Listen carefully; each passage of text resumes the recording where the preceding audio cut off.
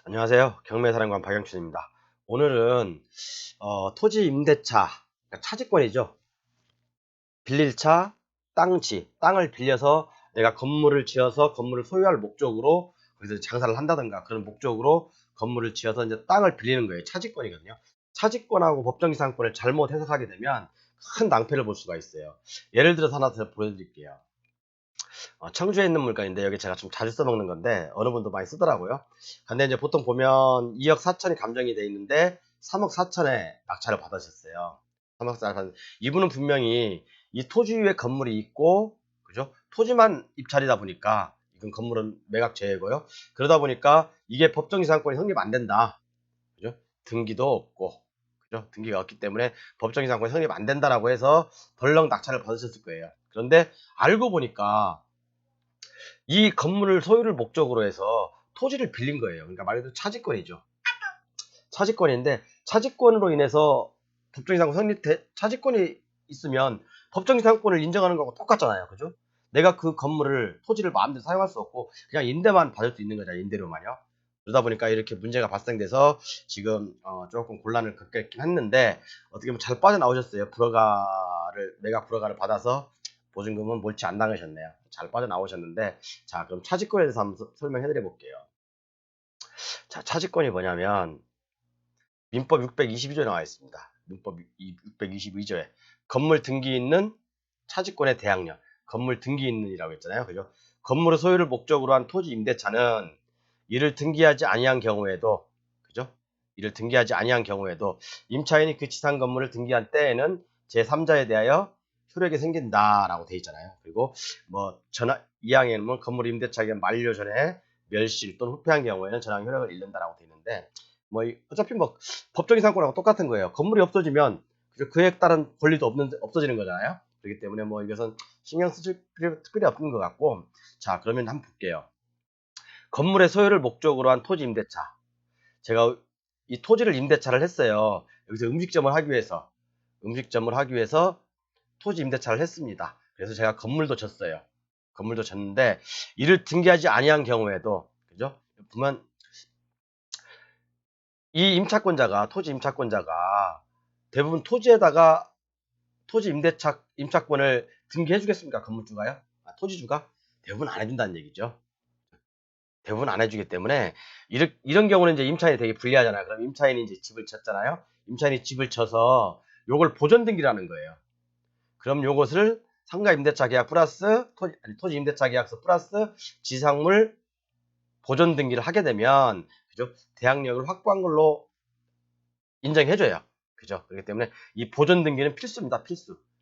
만약에 이 보존 등기 하기 전에 이전에 어떤 저당권이 설정돼 있다. 그러면 이것은 효력이 없는 거예요. 이 토지 임대차는 차지권은 효력이 없는 거니까 문제가 생길 수가 있죠. 그래서 이해 가셨나 모르겠네요.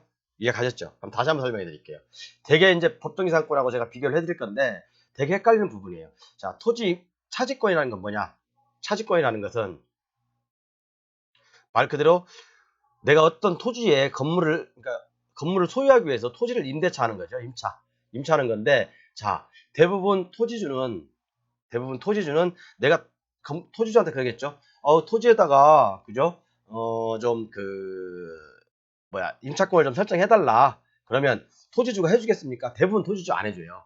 토지 임차권은 말 그대로 민법상 20년간 보장될 수 있는 권한인데 그걸 어떻게 해주겠습니까? 물론 당사자의 협의에 따라서 기간을 정할 수는 있어요. 그렇지만 이 토지 소유주 입장에서는 막대한 부담이 되는 것이 사실이기 때문에 대부분 안 해준다는 거예요. 그러면 여기에 지상 건물을 소유를 목적으로 해서 토지 임대차 계약을 체결했는데 그 임차인은 되게 불합리하잖아요. 불리할 수 있잖아요.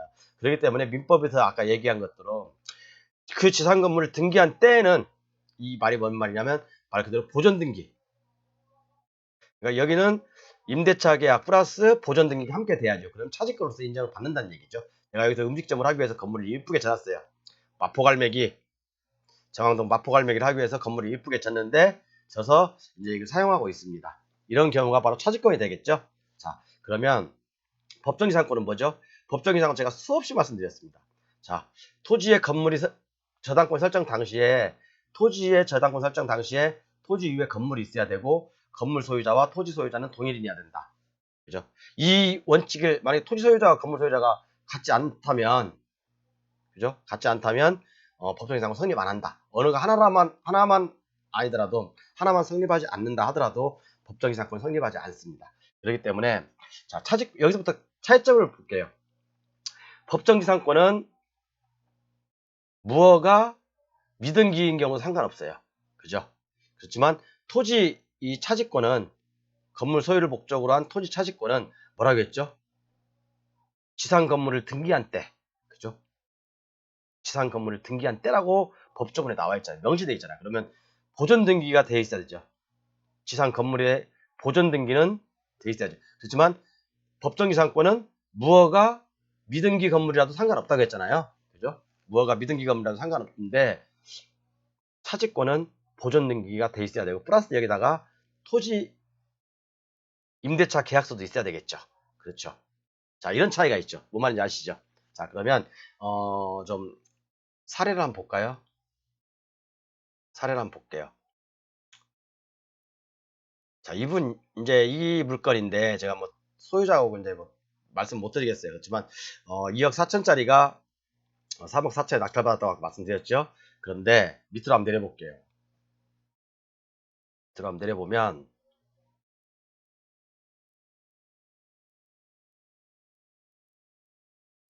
특별한 사항 없고요. 자, 여기 한번 자세히 한번 읽어보세요. 채무자 점유, 소유자 점유죠.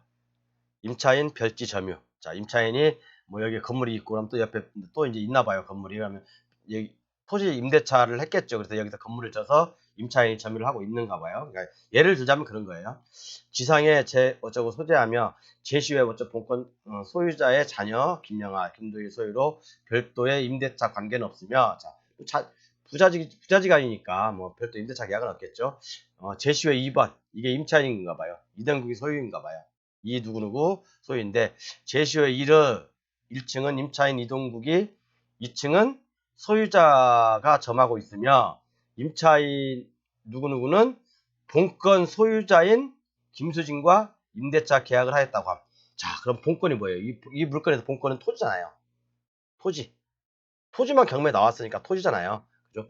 토지 본권 소유자인 누구누구와 임대차 계약을 토지 소유자인 누구누구와 임대차 계약을 체결했잖아요. 그리고 별지에 점유하고 있는 별지 건물이 있는데 요것도 임차인 소유자잖아요. 그러면 이게 뭐겠어요?